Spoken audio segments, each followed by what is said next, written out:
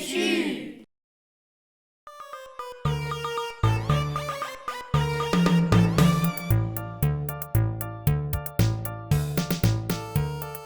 Amis et amis cinéphiles, bonjour. Voici votre chronique du mercredi 16 juillet 2024, présentée et préparée par Gisèle et Annick. Je m'appelle Gisèle, avec mon amie Annick. Nous avons pendant 7 ans animé une chronique cinéma sur Éole. Éole, c'est une station radio qui maintenant n'existe plus. J'aimais particulièrement le début de ma chronique ainsi que la fin. J'aimais bien ces phrases et je les disais toujours avec grand plaisir. J'aimais beaucoup aussi la musique du jingle. Tout le monde n'avait pas Internet. Bon, bien sûr, il y avait les programmes. Mais bon, pour les petits villages à l'extérieur, ils venaient pas forcément chez les commerçants de Saulieu. Donc c'est pour ça qu'on avait fait une chronique. Et c'était des renseignements précieux pour tous les petits villages alentours et même pour Saulieu. Voilà, votre chronique est terminée. Rendez-vous mercredi prochain pour les actualités cinématographiques de la semaine. Et en attendant, éteignez vos télés et allez au ciné. Au cinéma Étoile de Saulieu, bien sûr. J'ai décidé d'apprendre un métier manuel. Alors je me suis dirigé vers la cuisine. Après, j'ai jamais quitté. Jusqu'à la retraite, j'ai été cuisinier. Puisqu'on est à Saulieu, 4 ans à l'hôtel de la Poste. Et puis là, j'avais comme spécialité, c'était rôtisseur. Et je travaillais devant les clients. Ça fait que les gens, ils voyaient rôtir leur poulet. Quand ils demandaient une grillade, un steak avec la cuisson bien précise, il ne fallait pas trop se tromper là. Sinon, ça revenait au départ, quoi. C'était comme ça.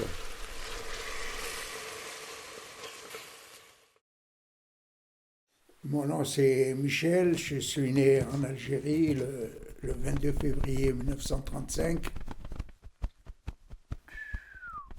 En Algérie, on allait à la pêche, on avait un roseau avec une ficelle et puis un hameçon.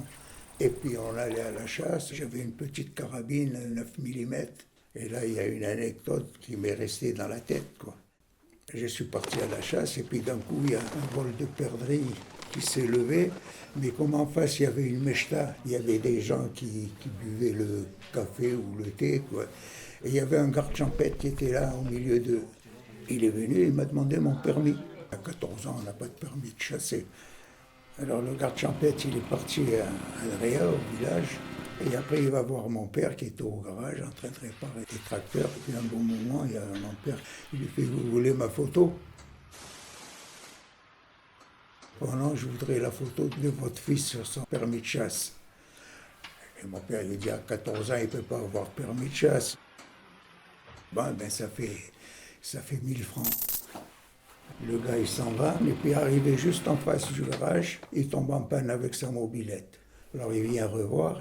Et mon père, il lui fait: vous voulez ma photo encore? Et l'autre, il dit: non, il dit: je suis en panne avec ma mobilette, vous pouvez venir voir ce qui se passe. Il va, il lui répare. Et le garde champêtre lui demande: ça fait combien? Ben, il lui dit: ça fait 1000 francs.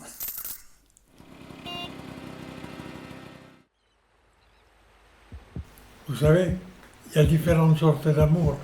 Il y a l'amour physique et puis l'amour de deux êtres qui vivent ensemble et qui s'estiment, qui ont plaisir à vivre ensemble.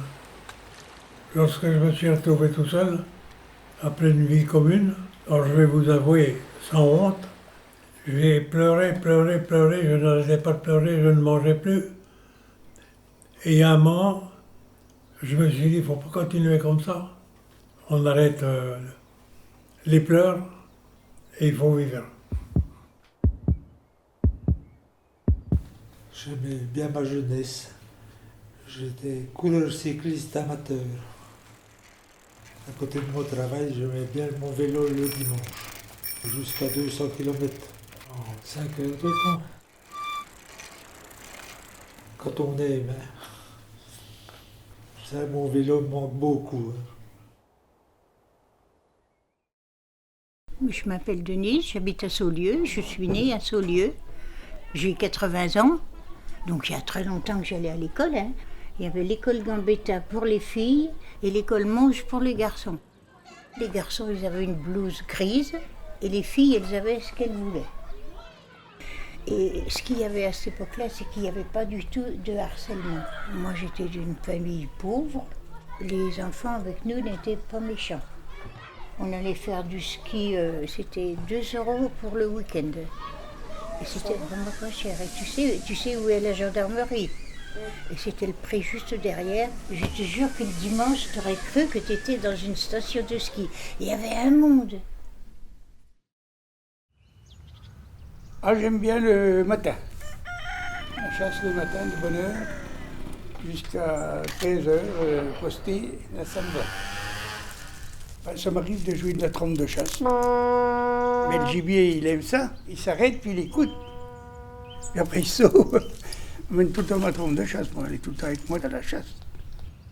Ah, le dahu, la chasse au dahu, c'est qu'il y a des jeunes chasseurs qui ne connaissent pas. On leur dit que ce soir, on vous emmène à la chasse au dahu. Alors, on amène un sac et on lui dit, tu vas te mettre posté là, tu ne bouges pas. Et quand tu entends le dahu qui arrive, tu mets le sac. Et puis nous, on tape, on fait du bruit, et puis on le laisse, pendant des heures attendre. Puis il n'a jamais vu le dahu, quoi. C'est ça la chasse au dahu. La partie de chasse va bientôt être terminée. Alors la fin de chasse, c'est...